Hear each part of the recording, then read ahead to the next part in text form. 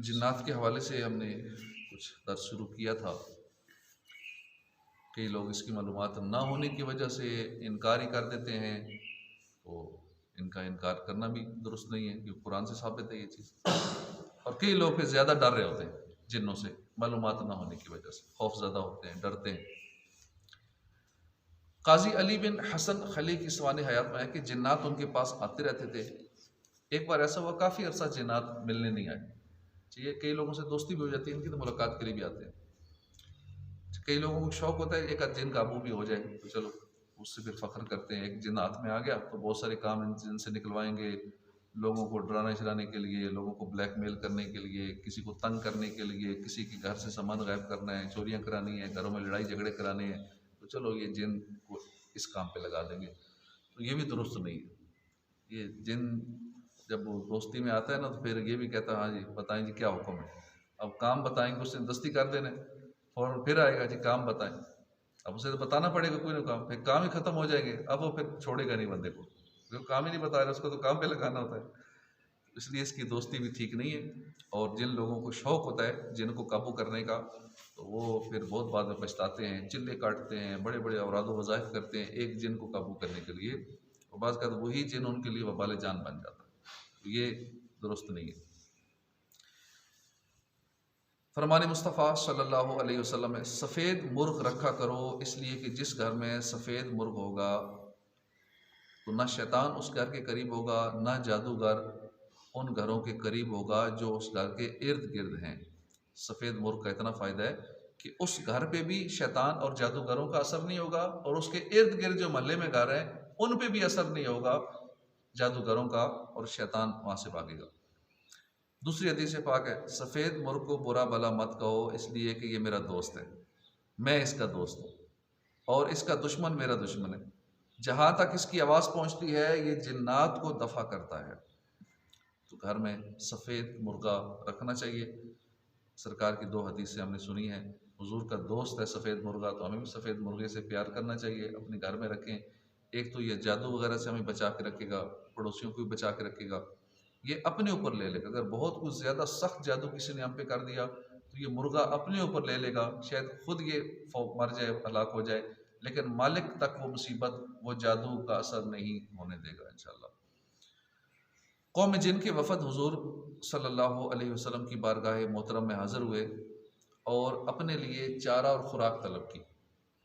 उनसे इरशाद हुआ, अपने जानवरों के लिए ख़ुराक तलब की और अपने लिए ख़ुराक।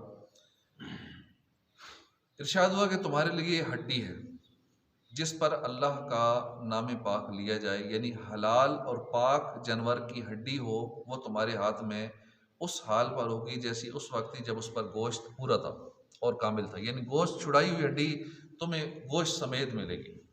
अब हमें वो हड्डी खाली हड्डी नज़र आ रही है, लेकिन वो जिन्नात के लिए ऐसे जैसे उस पर गोश्त चढ़ा हुआ है, वो फिर उसको खाते हैं। और हर मेंगनी तुम्हारे चौपायों के लिए चारा है। फिर इंसानों से फरमाया कि हड्डी और मेंगनी से इस्तंजा न करो कि ये तुम्हारे भाइयों यानी मुसलमान जिन्नात की खुराक है। एक अंसारी इशा की नमाज के लिए घर से निकले तो उनको जिन्नात ने अगवा कर लिया। अच्छा, ये अगवा भी करते हैं, इसलिए अकेले में सफ़र नहीं करना चाहिए। जो लोग कहते हैं हम बड़े दलेर हैं, तो बड़े बहादुर हैं, तो हम रिस्क ले लेते हैं, तो जब हदीसों में जिन चीज़ों से मना कर दिया गया तो उस पर अमल करना चाहिए। अकेले में रात को सफ़र करना, वो भी ख़तरनाक एरिए में, वीरान एरिए में, जंगलों में, तो ये जिन्नात अगवा भी कर लेते हैं इस तरह। अकेले वो रात इशा के बाद जब घर से निकले, इशा की नमाज के लिए निकले, जिन्नात ने उन्हें अगवा कर लिया। कई साल तक जिन्नात ने उनको गायब रखा।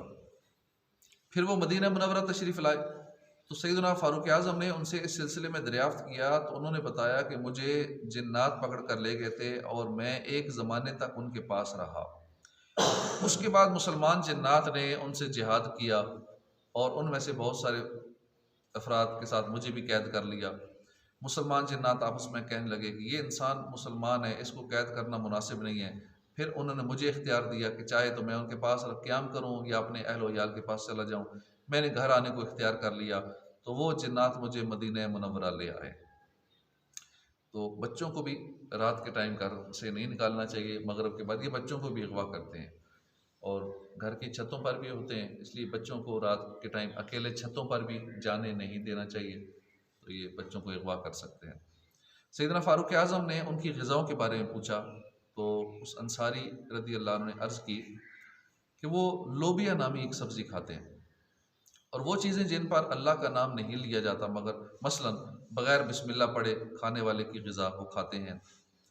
सैयदना फ़ारूक आज़म ने पीने के बारे में पूछा कि पीते क्या हैं, तो बताया कि जदफ़, जदफ़ से मुराद या तो यमनी घास है।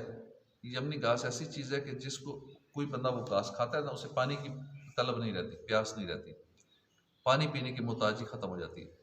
या उससे मुराद पानी वगैरह का वो बर्तन है जिसे ढाँप कर ना रखा जाए। बर्तन पानी का हमेशा ढाँप के रखना चाहिए, खुसूसन रात के वक्त सारे बर्तन किचन में ढाँप के रखने चाहिए।